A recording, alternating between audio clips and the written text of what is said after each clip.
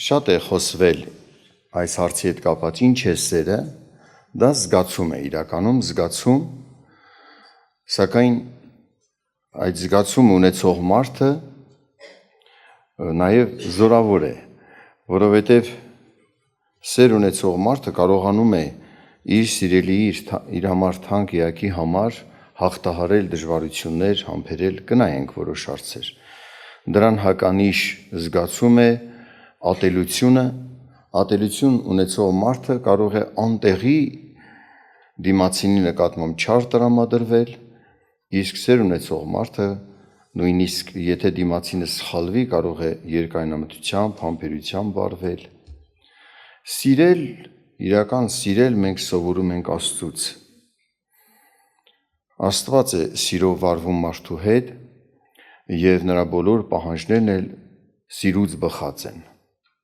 Երբեմն պահանջներ կան, որ թվում է վատ, բայց դա էլ է սիրուց բխած, որ վատ չէ։ Մարդը իր սահմանափակ հասկացողությամբ արդար պահանջները վատ է համարում։ Աստված տարբեր կերպերով ցույց տվեց իր սիրո մեծությունը, նախ կամենում էր ունենալ մի մեծ ընտանիք, հաստատուն մի արքայություն, որտեղ մարդիկ այնտեղ բնակվողները, լինողները իրար հարգեն, սիրեն, ամուր մի միաբանություն լինի, չքանդվող արքայություն։ Փառք մեր Աստծուն, որ ունի կատարյալ իմաստություն, որ իր բարի որոշած ծրագիրը մինչև վերջ հաղթական իրականացնում է։ Աստված հենց ստեղծագործությունով ցույց տվեց սեր ստեղծագործության հանդեպ։ Նաև դա կարող էր տեսնել մարդը, սակայն չէր ճանաչում ստեղծագործության նայելով մարդը Աստծո մեծություն, Աստծո սերը։ Աստված տարբեր կերպերով ցույց տվեց իր սերը, նաև օրենք տալով, որ շատ դեպքերում մարդիկ օրենքի մեջ սեր չեն տեսնում, բայց ասում է սիրո օրենք։ Համար կկարդամ դրա հետ կապված։ Շատ այլ կերպերով Աստված իր սերը ցույց է տվել, բայց ավելի սենց սիրո դրսևորումը, երևացող կերպը ավելի երևաց իր ամենաթանկը միածին որդին մարդկության համար աշխարհ ուղարկելով,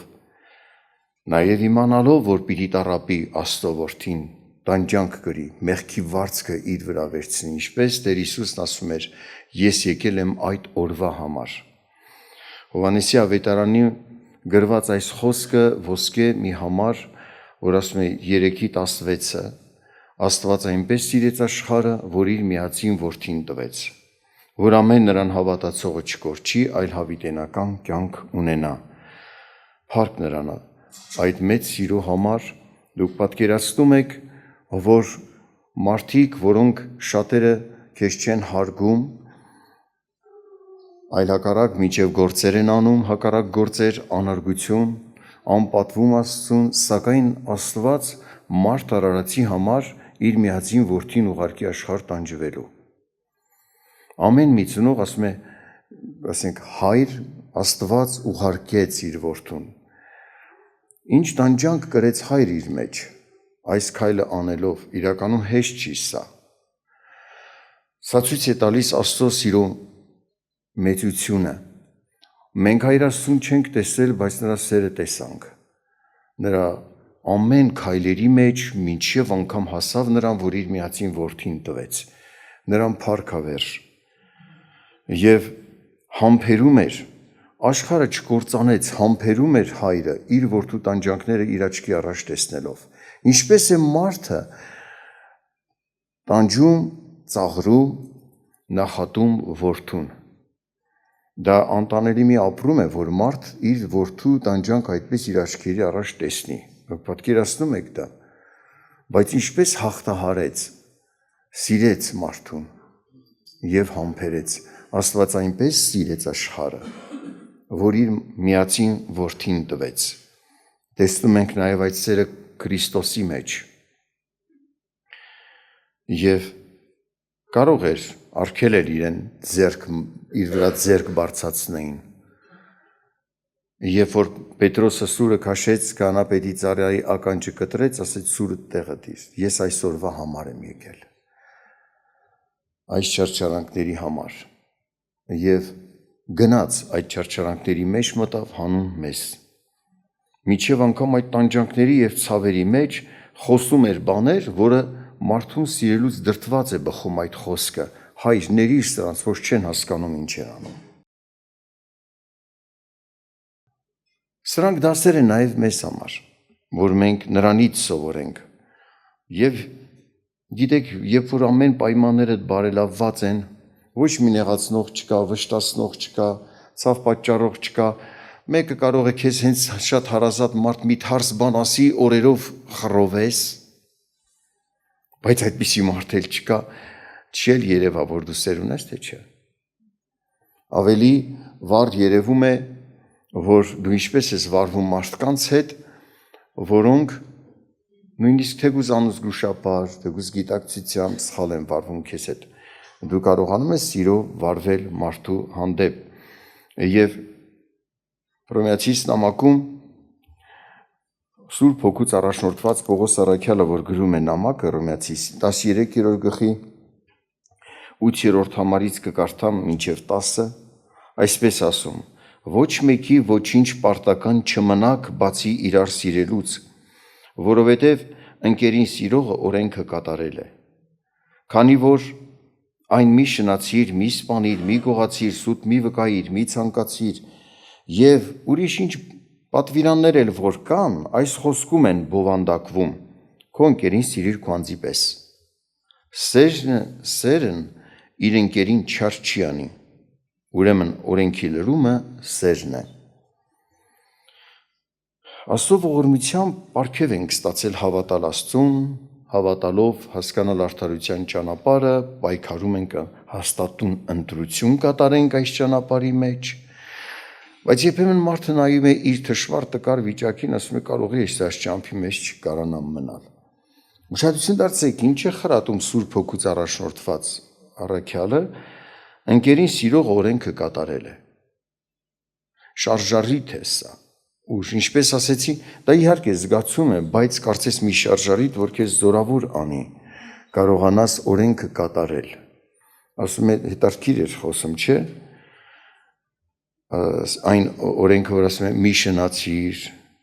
մի սպանիր։ Եթե չասեր, մարդը չէր հասկանա։ Կարող է մեկին տեսնի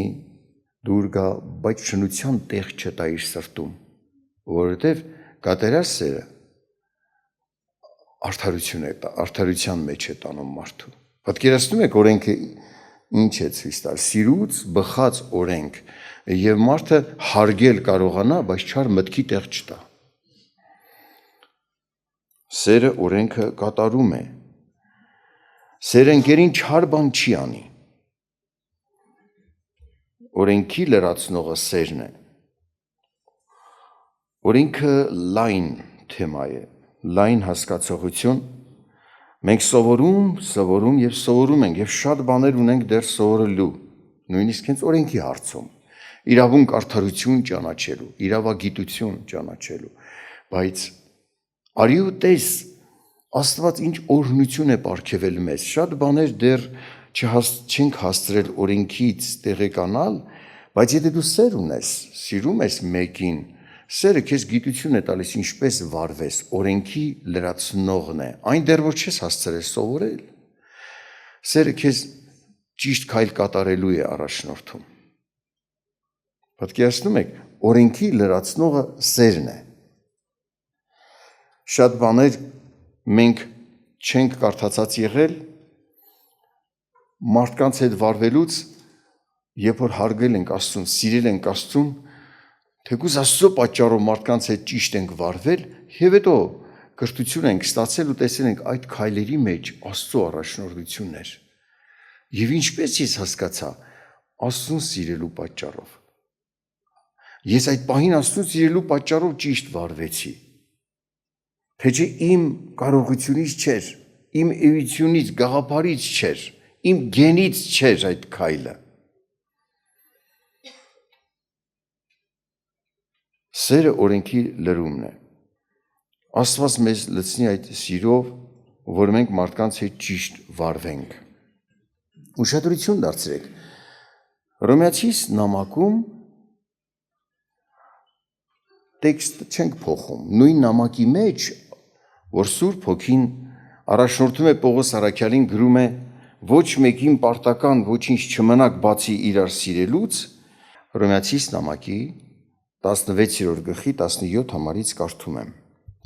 Աղաչում եմ ձեզ եղբայրք, որ մտիկ տակ, այսինքն նայեք նրանց, որ հերձվածողություններ եւ գայթակղություններ են շինում, եւ այն վարդապետությունից դուրս, որ դուք սովորեցիք, դրանից դուրս գայթակղություններ եւ հերձվածողություններ են շինում եւ հեռու քաշվեք նրանցից։ Որովհետև այդպիսիները մեր Տեր Հիսուս Քրիստոսին չեն ծառայում, այլ իրենց որովայնին եւ քաղցր խոսքերով ու գովությունով խաբում են անմեղների սիրտը։ Ուշադրություն դարձրեք, սիրող Աստվածը, մարդասեր Աստվածը, երբևիցե ամբարշտի կորուստը չի ուզի, բայց եթե մեկ անձ արդարին կարող է շեղել արդարության ճանապարհից, դա Աստված ինչ է ասում, սիրո վերաբերմունք չի, որ դու գնում ես նրա ետևից, նրա հետ սկսես հարել, դա չի Աստծո ասած սերը։ Ուշադրություն դարձեք, նայեք, եթե մեկը առողջ վարդապետությունից դուրս հերձվածողություններ է շինում, կամ այնպիսի բաներ է շինում, որ քեզ գայթակղեցնի, շեղի արդարության ճանապարհից, այդպիսիներից ետ քաշվեք։ Սա այլ կողմ է, մի պահանջ, որ արդարության մեջ մնաս։ Սիրո սեր ասելու քողի տակ գայթակղեցնող, հերձվածող մարդուն մի հարի, մի շփվի, ընկերություն մի արա, դա սեր չէ։ Ավելին հետ քաշվելն է սեր, որ տեսնում ես մեկը սուտ վարդապետություն, սուտ օրինակներ, ճշմարտության հակառակ բաներ է խոսում, հենց ասում ես քո մտքերը մաքուր չեն, քեզ այդ քայլել պետք չի։ Սա սթափեցնող է իր համար, հենց սիրո վերաբերմունքը դա է։ Մարդիկ, որ ուզում են չարաշահել քո հարգանքը, քո վերաբերմունքը, ետ քաշվիր։ Աստված չի ասում սիրիր, դարձիր անարդար մարդու գայթակղեցնողի ծառա։ Պարզ է, դրա վրա չեմ ուզում շատ անդրադառնալ, առաջ գնանք։ Թող օրհնի մեզ Աստված։ Տեսնում ենք սեր ունի Աստված եւ բնակվում այդ սերը նրա մեջ եւ նա մեզ համար օրինակ է, որ սեր ունենալով հաղթահարեց այն ապրումներն, այն դժվարությունները, որ տեսնում էր որդու տառապանքը, չարչարանքը, որդին տեսնում էր ինչ է սպասվում իրեն, մտավ այդ նեղության տանջանքի մեջ, այդ նույն շունչ, այդ նույն հոգին, այդ նույն ընթացք ուզում է Աստված մենք ունենանք։ Աստծո արքայությունը ամուր, սենց ասած անանցանելի, միմյանց հետ սրտեր չբաժանող կլինի, եթե մարդիկ իրար հարգանքով եւ սիրով լցված լինեն։ Այդպես էլ ծրագրել է Աստված եւ այդպես էլ անելու է։ Ովքեր որ Քրիստոսի նման ընթացք ունեն, այն շունչն ու հոգին ընդունել են Աստվածային իրենց մեջ, այդ ընթացքում հաստատ կգնան եւ Աստծո զորությամբ զորանան ու կհաստատվեն։ Հռոմեացիս նամակի 8-րդ գլխում այսպես է խոսում, 8-րդ համարից կարդամ.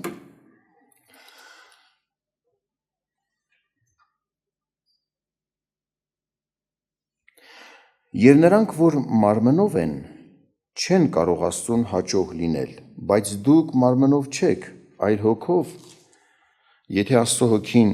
ձեզանում բնակված է, իսկ եթե մեկը Քրիստոսի հոգին չունի, նա նրանը չէ, եւ եթե Քրիստոսը ձեզանում է, ապա մարմինը մեռած է մեղքի համար եւ հոգին կենդանի արդարության համար։ Եվ եթե Քրիստոսին մեռելներից հարուցանողի հոգին ձեզանում բնակված է, ապա Քրիստոսին մեռելներից հարուցանողը ձեր մահկանացու մարմիններն էլ կկենդանացնե իր հոգովը, որ ձեզանում բնակված է։ Եթե մարդ ասում է այն հոգին, որ Քրիստոսում է, ինձանում է, երևում է դա պտուղով, կյանքով, ճիշտ է, ապրում է այնպես, ինչպես Քրիստոս, մարդկանց հետ վերաբերմունքը, Ուշադրություն դարձրեք, ինչ որ Աստվածաշնչով Աստված խոսում է մարդու համար, կատարելապես անում է ինքը։ Ինքը պահում է բոլոր արդարության ճանապարհները։ Երբևիցե արդարությունը չի շրջանցել Աստված։ Օրենքի պահանջնել, ասում է սեր օրենքը կատարում է, նայում եք, պահանջվում էր մարդով եղավ մահը, մարդով էլ պիտի լինի հարությունը, իր որդուն ուղարկեց, մահը կրեց Քրիստոսն իր վրա։ Եվ ասում է այստեղ, եթե ձեզանում բնակված է Աստծո Քրիստոսի հոգին, այսինքն քո տեղը լիներ Քրիստոս, ինչ կաներ, ինչ որ մի իրավիճակում, որ դու ասում ես, չէ, ես չեմ կարող համբերել։ Ինչպես կվարվեր Քրիստոսը, ցույց տվեց խաչի վրա, ասում էր հայր ների սրանց, որ չեն հասկանում ինչ են անում, այդպես կվարվեր։ Եվ մարդ պետք է իսկապես Տիրոջ ձգտի նմանվել, տեղ տա այն հոգուն, որ Աստծուց ընդունել է, այն առաջնորդությանը, որ Աստված է առաջնորդում, ոչ տրտմեցնի Աստծո հոգուն, Աստծո հոգու առաջնորդությամբ ապրի։ Այսպիսի մի հատված կա Կորինթացիների նամակում, առաջին նամակի 10-րդ գլխում, այս գլուխը կոչվում է սիրո գովասանքը, այս զգացումի գովասանքը։ 13-րդ գլխի առաջին համարից կկարդամ. Եթե մարդկանց եւ հրեշտակների լեզուներով խոսեմ, բայց սեր չունեմ, ես եղած ձայն հանող պղինձ կամ հնչեցող ծնծղա, լավ հնչեղ ձայն հանող, բայց սեր չունեմ, մեջը ուժ զորություն չկա։ Եթե մարգարեություն ունենամ եւ գիտենամ ամեն խորհուրդները եւ ամեն գիտությունը, եւ եթե ամեն հավատքը ունենամ, մինչև սարերն էլ տեղափոխելու, բայց սեր չունեմ, ոչինչ եմ։ Եվ եթե իմ ամեն ապրանքներն աղքատներին ուտեցնեմ եւ իմ մարմինը մատնեմ, որ այրվի, բայց սեր չունեմ, ես ոչինչ օգուտ չեմ ունենա։ Այսինքն, եթե լավ բաներն անես, բայց սիրուց դրդված չի, ինչի համար արել ես, էդ էլ կստանաս, էդ էլ քո վարձքը կլինի։ Սիրուց անշահախնդիր, այսինքն հանուն Աստծո արած քայլերդ վարձի արժանի են, օգուտ կունենաս, դու ոչինչ չես, արժեք ունես, մեծ ես։ Եվ կարող է մարդը շատ գիտություն եւ իմաստություն ունենա, բայց սեր չունենա, սերն է, որ կարողություն է տալիս օրենքը կատարես։ Պատկերացնում եք, կարող է բան իմանաս, ասես ուրիշին բացատրես, բայց կարողություն չունենաս անելու։ Սերը կարողության շարժառիթն է, տալիս է այդ կարողություն։ Աստված է զորացնում է, իհարկե զորությունը Աստծուց է, սերը զգացում է։ Սերը մի զգացում է, որ դու բարին լավագույնը ընտրես, խնդրես Աստծուց, եթե չես էլ կարում, Տեր ինձ ուժ տուր, բարին ընտրելու, կատարելու քո կամքը։ Սերը երկայնամիտ է, քաղցր է, սերը երբեք սերը չի նախանձում եւ չի գոռոզանում, չի հպարտանում, շատին եք դարձնում, ինչ հատկանիշներ է ծնում սերը, չի լրփանում, իրը չի որոնում, չի գրգռվում, չարը չի մտածում, անիրավության վրա չի ուրախանում, բայց ուրախանում է ճշմարտության հետ, ամեն բանի դիմանում է, ամեն բան հավատում է, ամեն բանի համար հույս ունի, ամեն բանի համբերում է, սերը երբեք չի վերջանա։ Ու կշարունակեմ, նայում ես, որ ասենք մեկը տեսնում ես շատ է շահի հետևից ընկնում, երբ որ շատ է շահի հետևից ընկնում, ինչքան շահասիրության մեջ աճում է, այնքան պատրաստ է շահի համար թանկ բաներ զոհաբերի։ Շատ մարդիկ այնքան անձնատուր են եղել շահասիրությանը, որ պատրաստ են եղել տոել ընտանիք, էլ նամուս, էլ կին, էլ երեխա է զոհաբերել։ Հանուն շահի։ Պատկերացնում եք, ասենք մղել, կանայք ասում են, չէ, մեր կարիքը շատ է, մղում են ամուսնուն, գնա օտար երկիր, փող աշխատի բեր, բայց ասենք ծայրահեղ դեպքեր, լավ, ինչ որ ծայրահեղ դեպքեր, ինչ որ կար ժամանակով,